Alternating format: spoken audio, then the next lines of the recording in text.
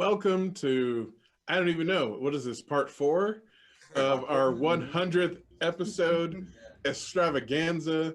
This is Sean, we've got Caesar, we've got a returning guest who was with us way back. What is episode 34, Lefty, was when you were last with us. That was a minute ago. Yeah, Caesar, tell them who we got with us now. So we got this amazing rapper slash producer, mostly producer nowadays. I've known him probably like most of my life now, you know. And I've been lucky enough to shoot this guy's amazing wedding. Welcome back to the show, Lefty. To up in the mix. Welcome back, Lefty. What's up, guys? Thanks for having me back. Thanks for being on the show. Yeah, man. Of course. Yeah. What have you been up to? Oh man, I've been working. I've been blessed enough to be able to stay busy and stay productive. Unfortunately, I'm not having people in the studio right now, which kind of sucks. So it's kind of limiting what I'm doing, but I am still able to do remote work. So I've been doing a lot of mixing, producing for other cats, working on my own stuff. Yeah, just trying to stay busy, man. Trying to stay as productive as possible during these times, you know. That's awesome because you be working with Bush too, right? In his things. Yes. I did an EP for him, and I'm working on some stuff for his next project. I just mixed an EP that he's putting out, so that should be coming out pretty soon. I mixed and mastered the whole thing for him, so yeah, man. I'm just trying to stay active, bro. You know, just keep working. You know. Yeah, you have been. You started that whole Instagram series you had. Tell the people about that and how that came about. Oh man, well, yeah, that was just an idea, man. I was talking to Bamboo. Shout out to my boy Bamboo. We were talking on the phone one day, and I was just talking about like, man, like how could I like grow my like Instagram following? I'm like, besides doing all the pay for stuff and all that kind of shit, I was like, I want to do it organically. And he was just like, man, you kind of got to do like more live content and stuff. And so I started thinking about it, and I was like, man, I know a lot of people. Why don't I just like interview folks? You know what I'm saying? Just to catch up with people, especially during COVID, because, you know, you're not seeing people, you're not hanging out with your homies as much. So I figured it would be a way to catch up with people. And when it started, that's kind of what it was. I was talking to my friends that are creatives, and we were talking about, you know, whatever they do, whether it's music or whether it's fashion, whether it's photography, art, anything like that. And we talked about that, but then during the process of the show going on, maybe about the third week, that's when George Floyd was killed.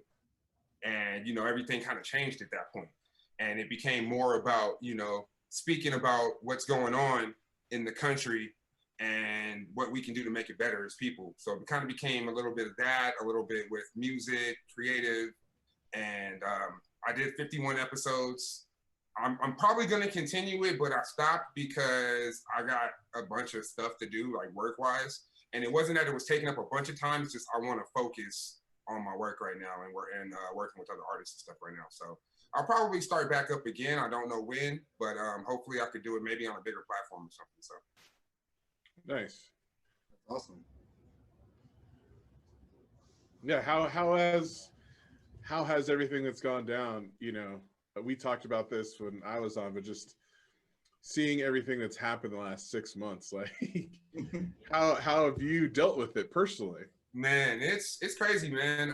I have my ups and down days. You know, I'm pretty sure everybody kind of does. You know, I have some days where, you know, I just don't really feel like doing anything, you know, and it's just, you start reading what's going on. You know, you might go down the rabbit hole of watching some shit on YouTube, or you might just be on your phone and just start scrolling and just seeing these stories. And it gets to you sometimes, and some days it gets to me more than others. So I try to keep a level head about things. You know, I try not to get too frustrated, but it's frustrating. You know what I'm saying? It's frustrating dealing with the same shit we've been dealing with for so long.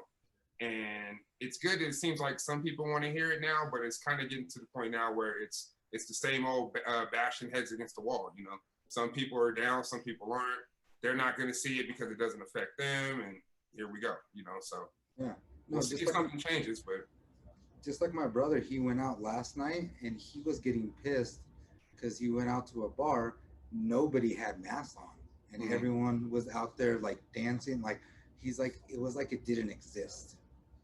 And him and his homies are like trying their best. They're sitting at their table. When they get up, they put on their mask, and it's just like it's wild to see. Like you said, if it doesn't affect them directly, that they don't care about it, you know. But you have to think about other people. Yeah, it's a segment of people out there that definitely act like things are normal. Like I was out last night, me and my wife were out last night. I went downtown to just shoot some pictures and stuff. I just wanted to shoot during sunset. And just walking around, there was a lot of traffic out there, man. There was a lot of people. There was a lot of people on the street not wearing masks. Like we were walking on the street without masks. You know, we had them, but we figured, well, okay, we're outside, we're cool. But it was so many people on the sidewalk walking around without masks. We threw ours on, like, man, this is kind of too many people around right now. You know, so it was definitely a segment of people out there that were just, you know, regular Friday night Reno. Yeah. Yeah. It's crazy, man. So you're still doing some audio work for Orange, right? Yeah. I still work with them. I'm starting to get out in the field again more. They're getting more jobs back as things are starting to loosen up. So I've been doing some more work with them of late. I did some audio work yesterday. And you know, I also do like PA grip work. So I do a lot of behind the scenes stuff too. It's a great opportunity because it's helping me with my business as well. I'm learning more about lighting and photography and shooting and video. So it definitely helps on the other aspect of my business. Awesome. Yeah, I saw your stories yesterday. Tell us what were you doing yesterday? We were shooting for the Northern Nevada Children's Cancer Foundation, and we were shooting a story in a park with a family who just had a son that just beat cancer. He had it at like 3 years old, and now he's like 6, and he beat it. And they're just telling the story about what they went through and how difficult it was with him, and just the struggles that you face dealing with cancer, but yet dealing with it with a child, and having other children too. So it was just a cool little cool little story to give back. They do a lot of stuff like that with the hospitals and places around. We did one on Monday for it was an opioid prevention. Where it was telling a man's story about how he was in the Army. He got out. They prescribed him Oxy, and then he started using a bunch, and then he moved on to heroin, and then he bounced back from that. So it's cool to do stuff like that because it feels like it helps the community and it gives back. So those are positive. I mean, we need all the positive stories we could get these days. Yeah, that's there's so much negativity. Mm-hmm. For sure, man. For sure. Well, how's everything with you guys, man? How are you guys dealing right now? I'm staying busy with the baby. Like Leia keeps me busy, doing a little bit of photo work, like assisting in like studio work, which is cool. Yeah. And like second shooting, you know, and like doing stuff that's out of my element, which is tight. And then like I'm gonna be shooting for Neon Babylon actually this weekend, because they're coming out with you know, a new drop. I need that. So and you know, I got the homies that are gonna do some little bit of modeling in there, so just a little bit, but mainly working from home, staying with the family, saving up for a casa. That's pretty much it, you know. That's what's up. Mm-hmm.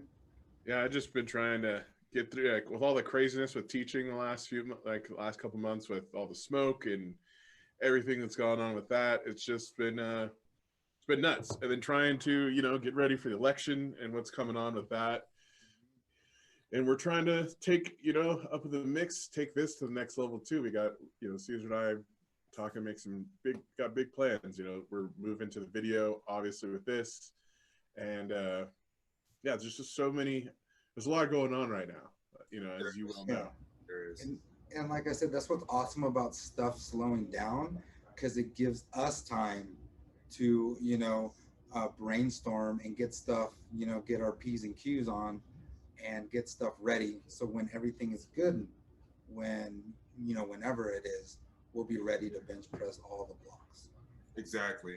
I feel like for a lot of creatives, especially talking to people when I was interviewing a lot, the creatives, you know, and especially when it came to like producers, engineers and stuff, it's affected them, but it hasn't affected the work output because they're people that stay at home anyway. They're people that are in the lab 15, 16 hours a day anyway. So it's not been much different for some people in that regard. And I know for me, it's been better because I've been able to be in the lab more, so I've been able to work more, and feeling that like everything is slowed down. I feel like I'm still moving at normal speed, and everything else is slowed down. So I also feel like I'm catching up, even though I mean, there's no real thing is catching up, but it feels that way to me. You know what I'm saying? Like there's less other shit to deal with. There is, but there's less. It's weird, but it's a weird balance. Right. We get it. We get it. It's like we're in the quantum realm. Some strange alternate universe. Yeah, it does feel surreal sometimes because like there's moments where like it feels a little bit of normal, like when I'm not working from home and I'm like just with the family at the house. But then sometimes like I go on a bike ride and in the early morning and things are just a little different, you know? Yeah. Like less people out, people wearing masks, and some people abiding by the rules and a lot of people not.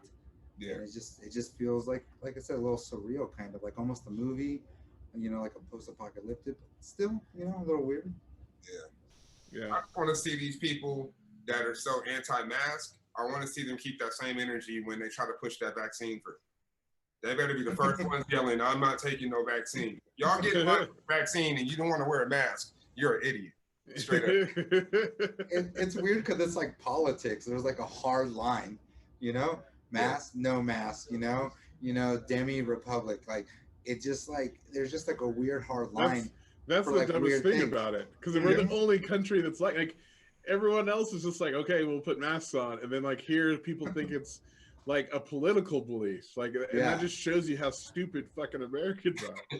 We make everything into like a contest or a team thing or a left and a right or, you know, whatever. It's always got to be this or that. It can't just be right. So many people rely on what they believe on, like by their political party, that even science now is political. Like, what's science? What's science? It's like you don't believe in science. Like, you know, it's just crazy. It's just crazy. Like, you know, obviously teaching every day, like it's not normal. Like all day long, I'm reminded how it's not normal. We're all wearing masks. There's not that many kids there. A lot of kids aren't coming at all. So, you know, to see that and then like drive through downtown and see people out going like in a bar with a bunch of people drinking and partying and no one's wearing masks. It's crazy.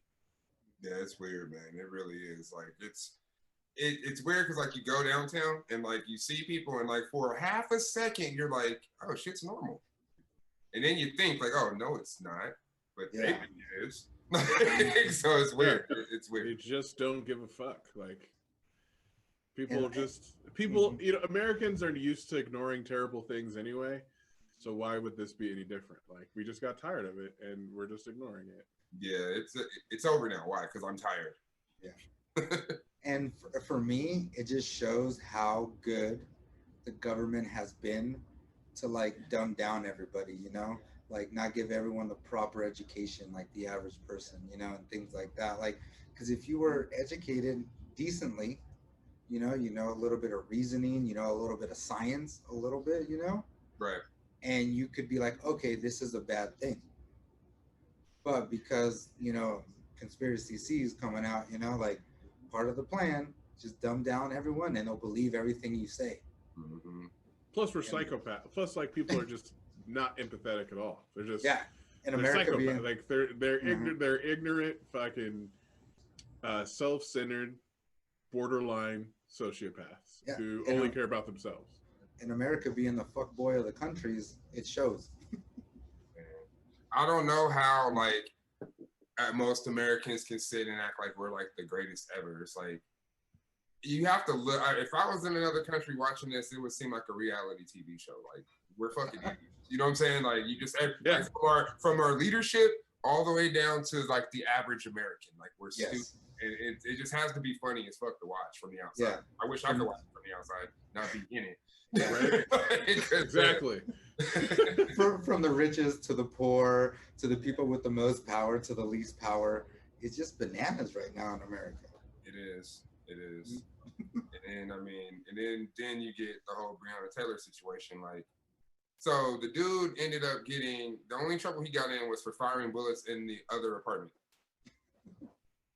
So Yeah. he didn't even. So those bullets that could have killed somebody are worse than the ones that actually did. That's crazy.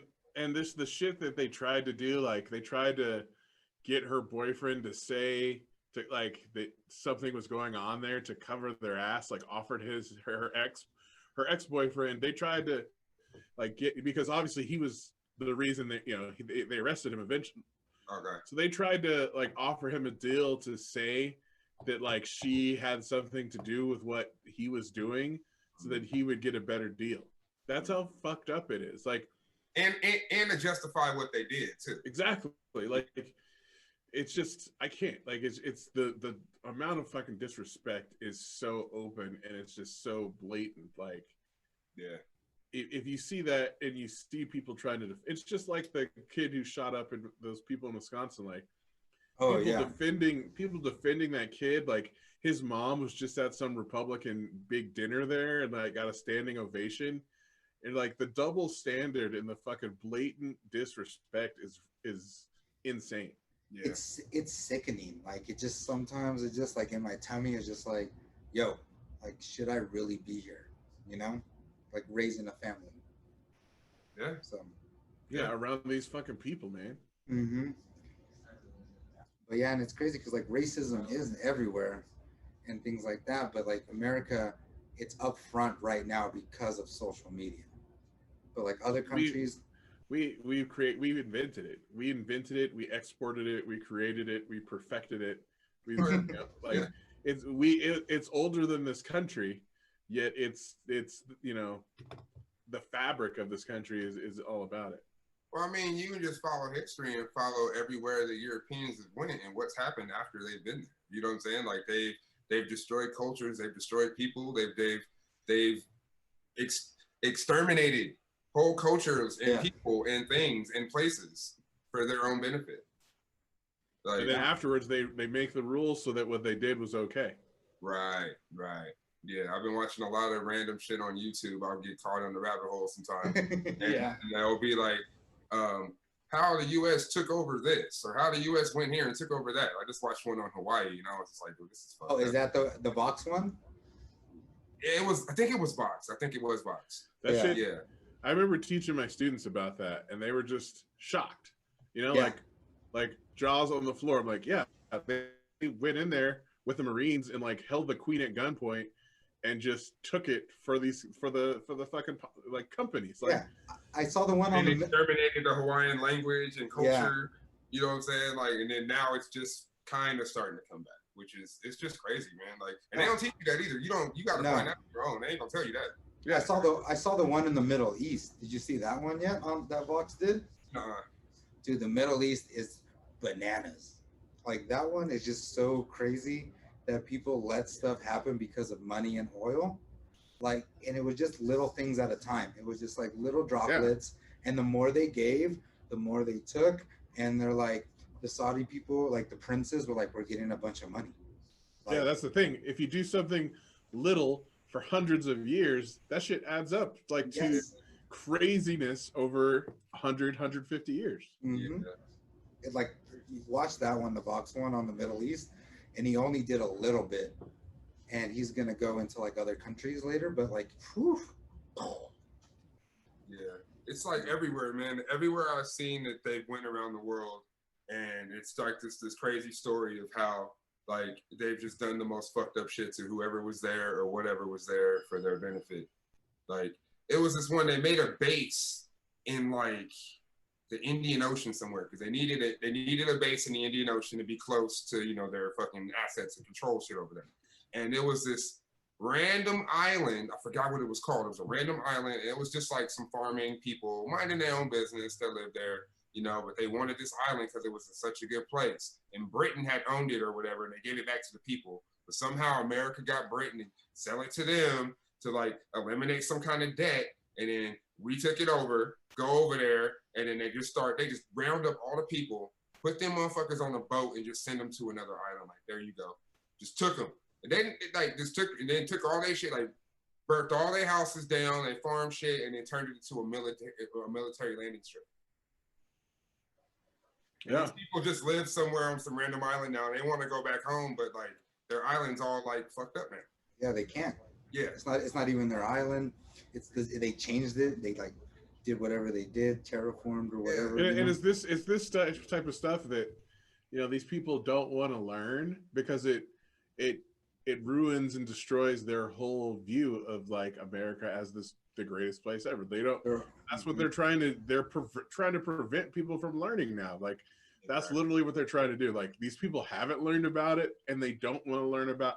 And that's some fascist ass, fucking Nazi ass shit when you're trying to erase like history and not like you're trying to control what people learn. Like that's fucking that's straight out of George Orwell 1864 fucking dystopian fucking empire fucking Star Wars craziness.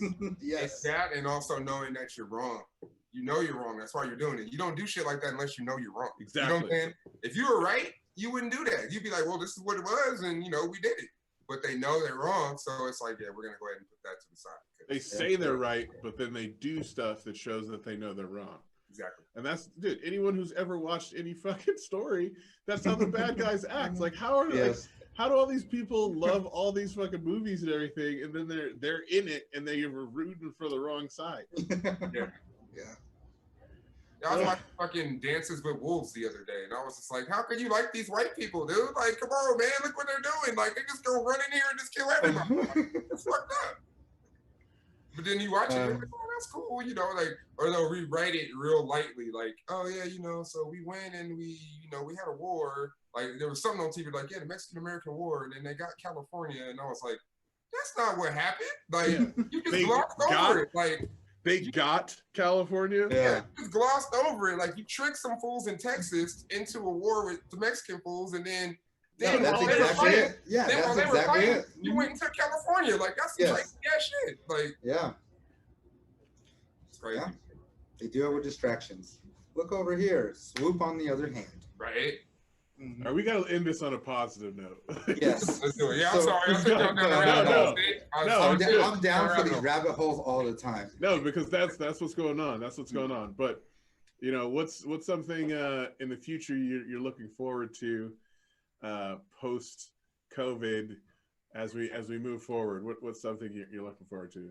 Post-COVID, man. One thing about everything, it really made me start thinking about like shit that like we didn't trip on and kind of took for granted. You know what I'm saying? Like, there's a lot of things that I took for granted, man. Like, just hanging out with your friends and having your friends come to your house. Like, when me and my wife moved back in our house, Caesar's been here before, so like we got this house and we're like, okay, cool, man. We're gonna be able to entertain people. We don't live too far from downtown. I got the studio. It's gonna be dope. I got about 2 months of that shit before COVID hit. And then it's just been, so I miss just hanging out with the homies like normal. I miss live shows. I miss music in public. Like Ethic. We had Ethic on earlier. We miss him DJing, Exactly. And like going to sporting events, dude. Like, when's the next time you're going to see 40, 50,000 people in one place at one time? You know what I'm saying? Yes. They're not going to do that for a long ass time. Yeah, I like every summer. I miss baseball games. My favorite thing to do is like go down to the Bay Area, go to LA, catch a concert, catch some baseball, football, whatever. Like, and I was daydreaming yesterday about going to a lot. Yeah, man, that was the best thing about before I moved back up here was moving back to the Bay Area again for like the last 5 years. Like, man, I went to fucking 4 parades, bro. 4 championship parades. I went to 3 Warriors parades and a Giants parade. That might never happen again. And within 4 years, I went to 4. Like, it was crazy. Like, and think about that. Like, when the Warriors parades, there was 1 million people in Oakland on the streets. You're not going to, we're not going to be able to do that. Like, when the next time we're going to be able to just roam around with millions of other people? Like, I mean, unless you go to a Trump rally. They allow that for sure. Yeah, they don't give a shit about that. They don't give a shit about that. No, not at all. Oh, there you go. Well, Lefty, thank you again for taking some time, for joining us, for being back on the show. We appreciate you and everything you're doing. Man, Thank you. Thank you for having me on. Congratulations on making 100, man. That's a big number. You guys were dope. You were definitely one of the influences when I decided to do my little thing. I definitely took a little bit from you guys, being on with you guys and that experience. So thank you, man, and continue blessings to both you guys, man, and keep pushing. Thank you. All right. Thank you so much. Yeah. All right, man. Well, shit, y'all have a great day, man, and keep it moving, and shit, I'll see y'all, man. Right.